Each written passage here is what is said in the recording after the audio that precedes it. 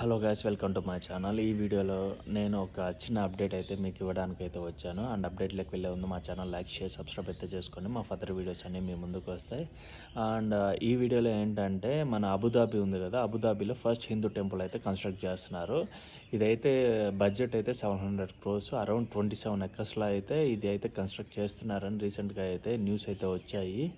And ఒక Hindu temple అలాంటి, అంటే అదొక ముస్లిం కంట్రీ, ఈ గల్ఫ్ కంట్రీస్ అన్నీ.